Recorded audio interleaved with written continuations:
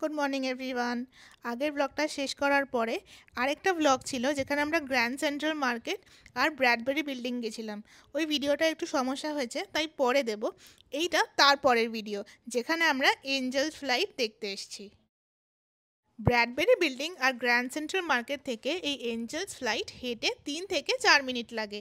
আমরা পেছন দিক দিয়ে আসলাম, তাই আর অল্প একটু সময় হেঁটে বেশি লাগলো, কিন্তু ওয়েদারটা এত ভালো যে হাঁটতে কোনো কষ্টই হচ্ছিল না। এখানে ঢুকতে একটা টিকিট লাগে, যেটা ওই ওপরে গিয়ে তারপর কাটতে হয়। পার পারসন $1 করে ভাড়া। এই যে কার্টে উঠলে পরে এই দেখো কার্টটা একদম ওপর অবধি চলে যাবে।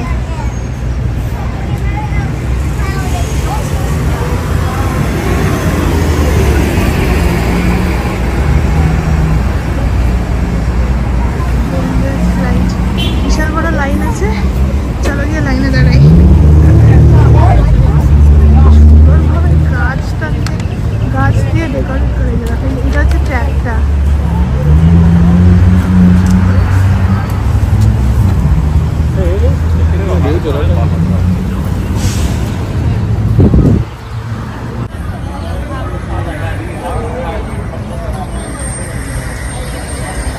এটা কি এত আস্তে আস্তে নামবে নাকি?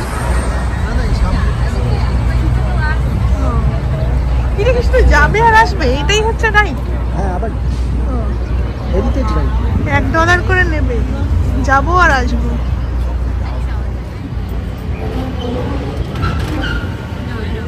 ভাই যা আওয়াজ করছে, অবস্থা খারাপ। Heritage tram.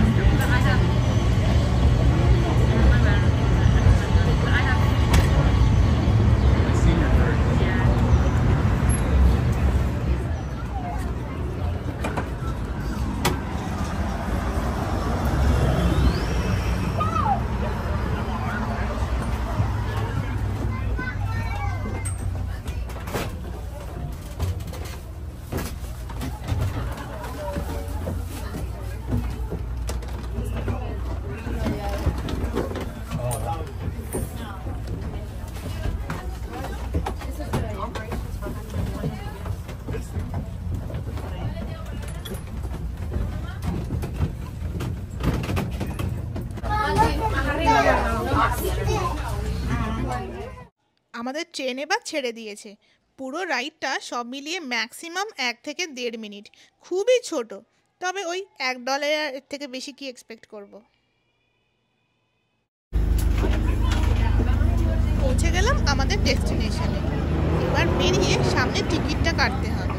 আর যদি আমরা ফিরতে চাই আবার এই ট্রেনে, তাহলে আরেকটা $1 দিয়ে টিকিট কাটতে হবে। না হলে আরেকটা অপশন আছে, সিঁড়ি দিয়ে হেঁটে নামা।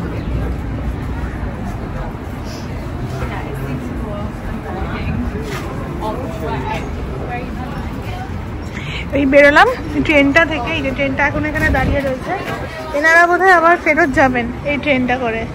তো দাঁড়াও দেখাই জায়গাটা কেমন। হ্যাঁ, এই যে ওই নিচ থেকে এই ট্র্যাক দিয়ে আমরা এই ওপরে আসলাম। কিছুই না, একদম একটুখানি $1 করে নিয়েছে। আবার নিচে যেতে গেলে আবার $1 করে নেবে, এই আর কি। আর ট্রেনটা থেকে নামার পরে ওপরে ওপরে নামবো না, ওপরে উঠে আসার পরে এই এরকম একটা জায়গা রয়েছে, বেশ সুন্দর। এখানে এই দেখো এগুলো দিয়ে জল খাওয়া যায়, জানো? এরকম স্ট্রেট মুখ দিয়ে তোমাকে জল খেতে হবে। এখানে কি লেখা আছে দেখো, 1901-এ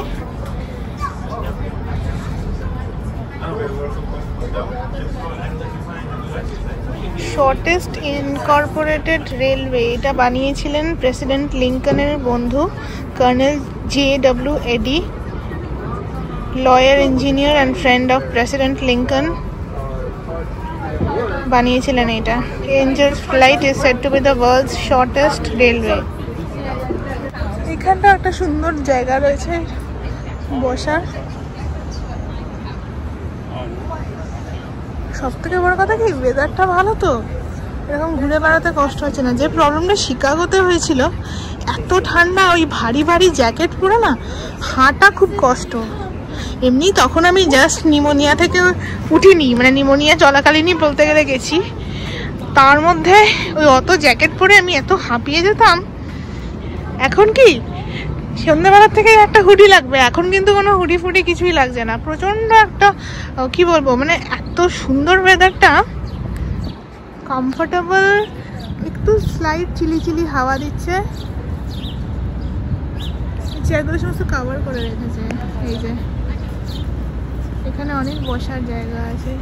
শনিবার তো সবাই যে যার মতো রিল্যাক্স করছে। চলো ওই সাইডটা যাই, গাছটা দেখো হাওয়ায় কেমন দুলছে।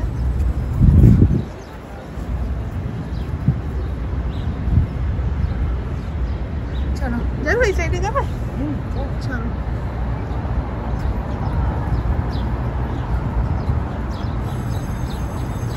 স্ট্রাকচারটা দেখো,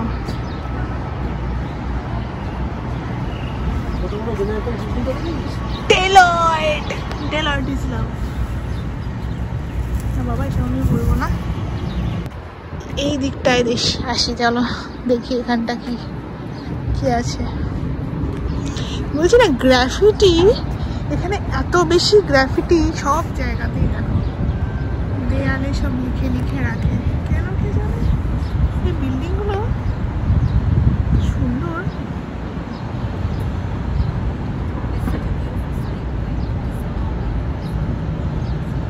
এখানে কত ক্যাকটাস রয়েছে দেখো, কি সুন্দর বসার জায়গা। জায়গাটা খুব প্রিটি। দেখো কত ক্যাকটাস।